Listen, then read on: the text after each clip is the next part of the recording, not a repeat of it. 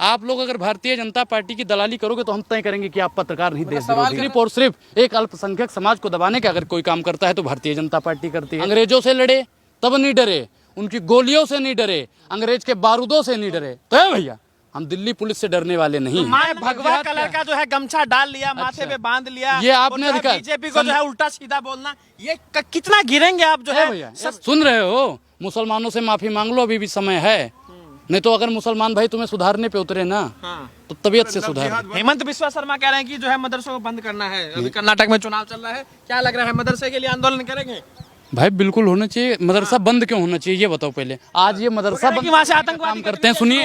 अच्छा, वहाँ से कितने आतंकवादी निकले बताओ? अशफाक उल्लाह खान आतंकवादी थे आपके हिसाब से? किसने बोला उनको? आप अभी कह रहे हो वहाँ से आतंकवादी निकलते हैं। ए भैया, आप तो मदरसे में पढ़े हो ना, आतंकवादी काहे नहीं बन गए? पत्रकार के मदरसे से पढ़े हो? नहीं लग रहा आप भी मदरसे से पढ़े? मैं तो भैया स्कूल से पढ़ा लिखा हूँ, आप मदरसे से कहाँ से पढ़े हो? आप तो पढ़े होगे ना। भैया मदरसे को और मुसलमान को सिर्फ और सिर्फ बदनाम करने का भारतीय जनता पार्टी ने ठेका ले रखा है। आज ये कह रहे हैं कि मदरसा बंद कर दो, कल कोई मौलाना साहब कहेंगे कि गुरुकुल बंद कर दो, परसों कोई कहेगा गुरुद्वारा बंद कर दो। तो धर्म पे राजनीति नहीं होनी चाहिए। और हेमंत विश्वकर्मा को सभी मुस्लिम भाइयों से हाथ जोड़कर आप समर्थन में है? बिल्कुल समर्थन। आप ये कह रहे हैं हेमंत बिस्वा शर्मा माफी मांगे? बिल्कुल मुसलमानों से माफी मांगे। उन्होंने कहा है ना मदरसा बंद होना चाहिए। काहे बंद होना चाहिए भैया? बंद कर दिया अपने राज्य में। विश्वकर्मा जी, उसको खुलवाइए, नहीं तो आपको वहाँ की जनता मुंह तोड़ नहीं मुंह तोड़ के जवाब देगी। ठीक है। और मुसलमानों का विरोध एक सिर्फ भारतीय जनता पार्टी जब से आई है तब से मुसलमानों का विरोध। उनसे नौकरी मत मांगो, लेकिन वोट मुसलमानों को, मुसलमान भाई वोट भारतीय जनता पार्टी को दो। इनका मानना है कि इनसे शिक्षा मत मांगो, लेकिन वोट भारतीय जनता पार्टी को दो। मतलब क्या चाहते हैं ये कौन ब्राह्मणों का मुख्यमंत्री होने लगा? ए भैया, संविधान है यहाँ पे। सब एक चीज बताइए, मोदी जी हैं, वो आपके भी प्रधानमंत्री हैं, हमारे भी प्रधानमंत्री हैं। नेता बताया है तुम्हें? अच्छा, हम ब्राह्मणों के नेता हैं? तो आइडियल है वो। एक चीज बताइए, संवैधानिक पद पे बैठे हुए हैं और उस संविधान को फॉलो नहीं कर रहे हैं तो हम तो मानते हो सबसे घटिया नेता हैं। सबसे घटिया नेता हैं वो। संविधान को जो नहीं मानते हो आप उसको अच्छा मानोगे? ए भैया, मुसलमानों का विरोध काहे करते हो? क्या दिक्कत है तुम्हें? छाती पे क्यों चढ़े जा रहे हो? छाती पे सामने आते हो तो मैं सिर पे भी चढ़ जाता हूँ, तो छाती पे कैमरे से ही चढ़ रहा हूँ। विश्वकर्मा जी, सुन रहे हो ना? सुन रहे हो? मुसलमानों से माफी मांग लो, अभी भी समय है। नहीं तो अगर मुसलमान भाई तुम्हें सुधारने पे उतरे ना तो तबीयत से सुधार। लव जिहाद, अच्छा क्या हिंदुओं में लव जिहाद नहीं होता है? लव जिहाद क्या है पहले ये बता दो। लव जिहाद के बारे में कितना जानते हो ये बता दो। नाम बदलकर हिंदू बेटियों को फंसाना लव जिहाद। ए भैया, नाम बदल हिंदू बेटियों को फंसाना। ए सुनिए, ए चाचा, आपने तो कुरान पढ़ा है ना? कुरान में कहाँ लिखा हुआ है लव जिहाद? किसने पढ़ा है कुरान? आपने पढ़ा है? मैंने नहीं पढ़ा है, लेकिन मैं इतना जानता हूँ। नहीं पढ़ा है कुरान? जरूर पढ़ा है आपने। गीता नहीं पढ़ा है? सुनिए, पहले सुनिए भैया, मैं क्या कह दूं कि आपके धर्म में या हमारे धर्म में या और किसी के धर्म में लव जिहाद भारत के किसी डिक्शनरी में लिखा ही नहीं हुआ। जब से 2014 से भारतीय जनता पार्टी आई, नया नाम ले आई।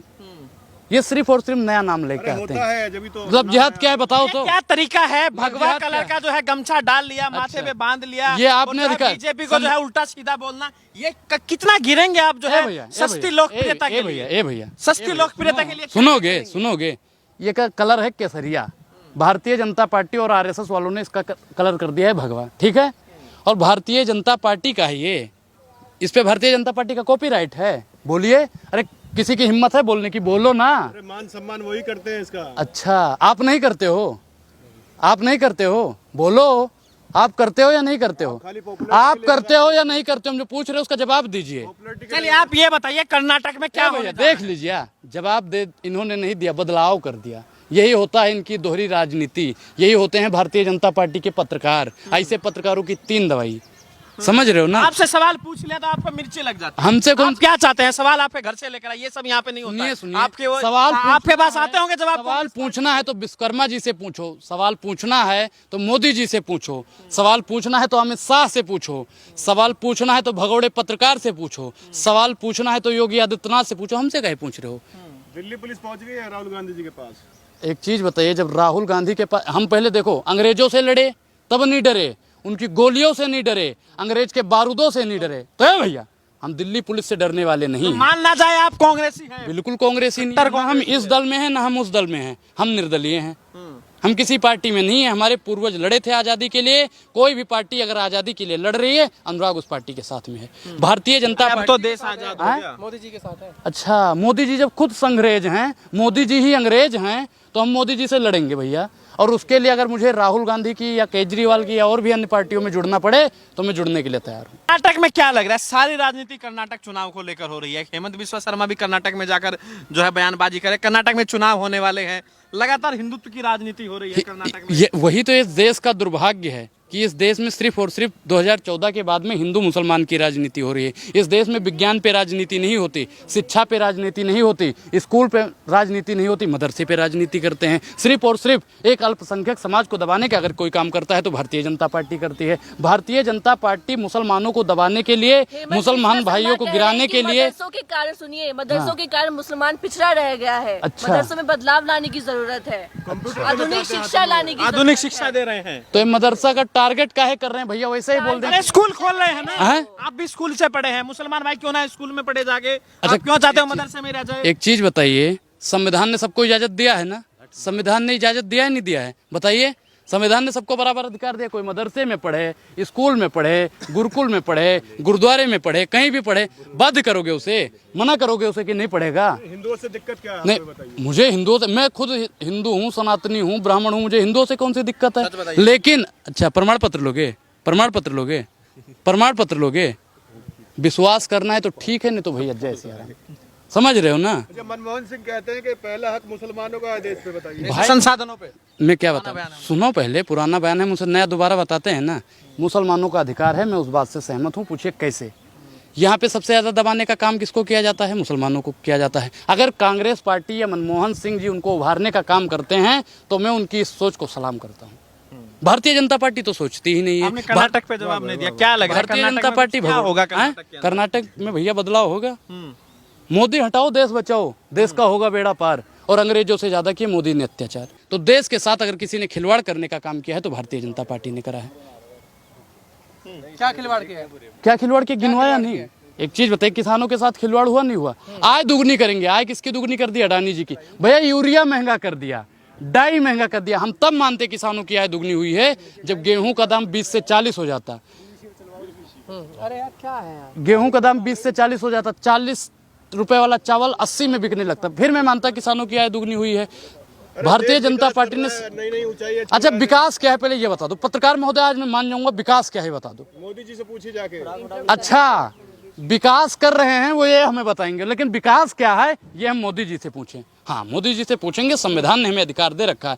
हमने भैया मोदी जी को वोट दिया है तो मोदी जी से ही सवाल पूछेंगे। अगर मोदी जी जवाब नहीं देंगे तो कॉलर भी पकड़ के सवाल पूछने का अधिकार हमें संविधान ने दिया है। आने वाले समय पे उनका कॉलर पकड़ के भी संविधान से और उनसे हम सवाल पूछने का काम करेंगे। मोदी जी कितना भी बिल में घुस जाएं, कितना भी गुफा में घुस जाएं, लेकिन विपक्षी नेता उन्हें सुख से और चैन से बैठने नहीं देंगे जब तक हम अपने सवालों का जवाब नहीं ले लेंगे। कहाँ है विपक्ष, कहाँ है ये बताइए। विपक्ष कहाँ है? विपक्ष को तो दबाने का काम कोई करता है तो भारतीय जनता पार्टी करती है। आप देख लो, ईडी और सीबीआई का दुरुपयोग कर रही है। पत्रकारों को दबाया जा रहा है आज, देखिए। हाँ, पत्रकारों को जो सच्चाई नहीं दिखाएगा उसको दबाया जाएगा। सच्चाई दिखाओगे तो आप आजाद हो। जेल पहुंचा दिया। अच्छा, जब फर्जी काम दिखाओगे, फर्जी बेवकूफ पंथी करोगे, भारतीय जनता पार्टी के तलवे चाटोगे, किसी एक पार्टी को नीचा गिराने की कोशिश करोगे, अंग्रेज और संघियों के पैर दबाओगे तो आपको जेल में नहीं तो नवाब शरीफ की दरगाह में बैठा दिया जाएगा। भैया आपने आप गलत। क्या चाहते हैं? जो आपकी भाषा बोले वही पत्रकार है? नहीं, मेरी भाषा नहीं, जो गरीब की भाषा बोले वो पत्रकार है। जो विपक्ष की भाषा बोले वो पत्रकार है। जो संविधान की भाषा बोले वो पत्रकार है। तय करेंगे कौन पत्रकार है कौन नहीं? बिल्कुल तय करेंगे, बिल्कुल तय करेंगे।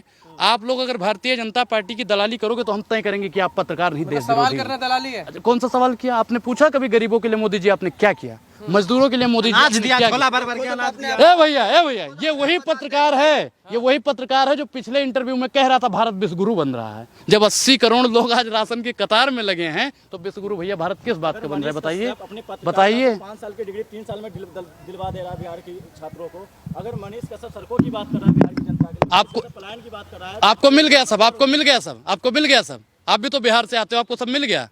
सामने आइए, मिल गया सब। ए भैया, ऐसे ही लोग होते हैं जो अंग्रेजों के और संघियों के तलवे चाट रहे थे और उस समय माफीनामा लिख रहे थे, इन्हीं लोगों की वजह से आज 2014 के बाद भारत फिर गुलाम हुआ है। ऐसे ही लोग होते हैं जो खाते हैं हमारे देश का लेकिन गाते हैं संघियों का, खाते हैं हमारी थाली का लेकिन गाते हैं भारतीय जनता पार्टी वालों। थोड़ा ना पाकिस्तान की गाते हैं आप। कौन सी पाकिस्तान की गादी हमने? पाकिस्तान की कौन सी गादी भैया? पाकिस्तान के बारे में क्यों नहीं बोलते आप? क्या पाकिस्तान के बारे में क्या बोले?